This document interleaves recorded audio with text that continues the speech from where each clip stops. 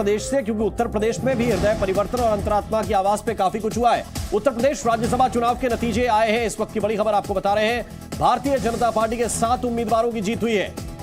Samajwadi party के 2 उम्मीदवारों की जीत हुई है। उत्तर प्रदेश राज्यसभा चुनाव के नतीजे आए हैं। कुल 10 सीटों पर यहां पर चुनाव था।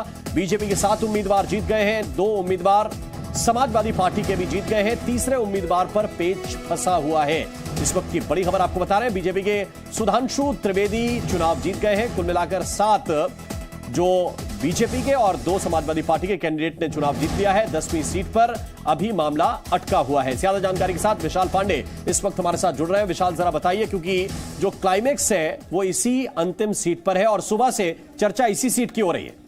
देखिए, बिल्कुल जो अंतिम सीट है वो भी बीजेपी के खाते में जाती हुई दिखाई दे रही है और अभी तक हमें जो जानकारी मिल रही है उसके मुताबिक उत्तर प्रदेश की 10 राज्यसभा सीटों में से 7 राज्यसभा सीटें भारतीय जनता पार्टी जीत चुकी है, 2 सीटें समाजवादी पार्टी जीत चुकी है और जो 10वीं सीट है राज्यसभा की उसमें संजय सेठ प्रथम वरीयता के 29 वोट हासिल कर चुके हैं, जबकि आलोक रंजन को प्रथम वरीयता के लगभग 19 से 20 वोट मिले हैं। यानी कि जो आखिरी सीट है जिस पर संजय सेठ और आलोक रंजन के बीच मुकाबला चल रहा है, अब उसमें दूसरी वरीयता के वोट गिने जाएंगे और हमें यह जानकारी मिल रही है जब दूसरी वरीयता के वोट इसमें जोड़े जाएंगे तो संजय सेठ को लगभग 43 वोट के आसपास मिल जाएंगे। यानी कि संजय सेठ एक बड़ी जीत की तरफ बीजेपी प्रत्याशी के तौर पर आगे बढ़ रहे हैं, क्योंकि जिस तरह से राज्यसभा के चुनाव में समाजवादी पार्टी के 7 विधायकों ने क्रॉस वोटिंग की और इसके अलावा एक विधायिका जो समाजवादी पार्टी की है वो एब्सेंट रही, इससे बीजेपी को बड़ा फायदा हुआ और बीजेपी के जो प्रत्याशी हैं संजय सेठ, उनके पक्ष में ये पूरे समीकरण बनते हुए चले गए और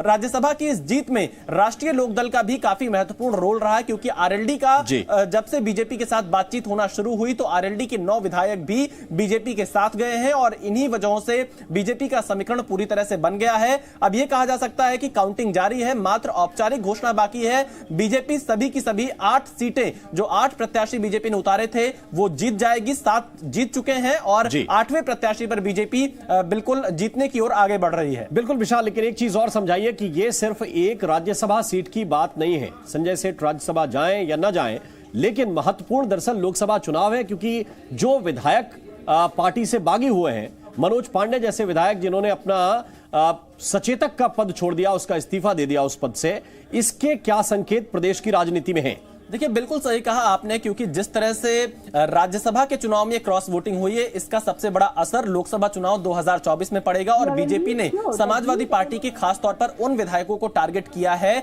जिन इलाकों में बीजेपी को चुनौती दिखाई दे रही थी, जैसे अमेठी, रायबरेली। ये 2 ऐसे क्षेत्र हैं जहां पर गांधी परिवार की परंपरागत सीट मानी जाती है, लेकिन जिस तरह से अमेठी से 2 और रायबरेली से 1 विधायक बीजेपी के साथ आए, उससे कहीं ना कहीं अमेठी और रायबरेली में जो विपक्ष का समीकरण था वो पूरी तरह से बिगड़ चुका है। अगर हम अंबेडकर नगर लोकसभा की बात करें तो वहां से समाजवादी पार्टी के 2 विधायक बीजेपी के साथ आ गए हैं। 2019 में बीजेपी अंबेडकर नगर का लोकसभा चुनाव हार गई थी, तो कहीं ना कहीं 24 के चुनाव के समीकरण यहां से फिट किए गए हैं। कौशाम्बी की बात करें तो पूजा पाल बीजेपी के साथ आई है, राजा भैया की पार्टी ने समर्थन किया है। कौशाम्बी में हालांकि 2019 में बीजेपी जीती थी, लेकिन 2022 के विधानसभा चुनाव में सभी की सभी विधानसभा सीटें बीजेपी हार गई थी। तो बीजेपी ने राज्यसभा चुनाव के माध्यम से लोकसभा चुनाव 2024 के सारे समीकरण फिट किए हैं उत्तर प्रदेश में, खासतौर पर उन सीटों पर जहां बीजेपी को थोड़ी बहुत चुनौती की आशंका थी, उसके समीकरण यहां पर सही कर लिए गए हैं बीजेपी के द्वारा। तो यह कहा जा सकता है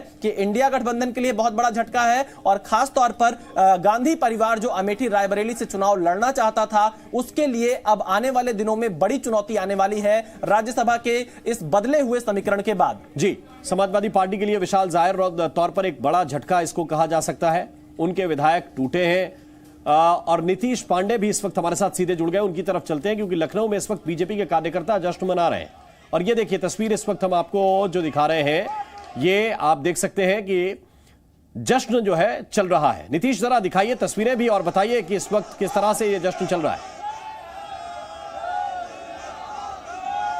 देखिए, ये जश्न की तस्वीरें आप देखिए, ऊपर जो आपको जहां पर ये काउंटिंग चल रही थी वहां से ये जो प्रत्याशी थे वो यहाँ पर अपना दमखम दिखाते हुए और उसके साथ ही जो नीचे जो उनके समर्थक हैं वो किस तरह से उत्साहित है। कुशीनगर और आरपीएन सिंह के समर्थक यहाँ पर है, तो अब जो सूचना आई है वो कितना उत्साह प्रकट करने वाली। अरे बहुत बयान किया नहीं जा सकता। क्या सूचना मिली? देखिए, सूचना ये है कि कुशीनगर से हमारे नेता आरपीएन सिंह की जीत 100% सुरक्षित हो चुकी है और यह जीत नहीं, राज्यसभा की जीत नहीं, यह लोकसभा की जीत है। और निश्चित तौर पर उत्तर प्रदेश में विरोधियों का एक बार फिर सुपड़ा साफ हुआ है और आने वाला यह चुनाव उत्तर प्रदेश का चुनाव है। देखिए, अभी आधिकारिक घोषणा होनी बाकी है, लेकिन आधिकारिक घोषणा से पहले जो तस्वीर है वो देखिए, ऊपर से जो प्रत्याशी है वो अभिवादन करते हुए जनता का, और जो जनता है वो अपना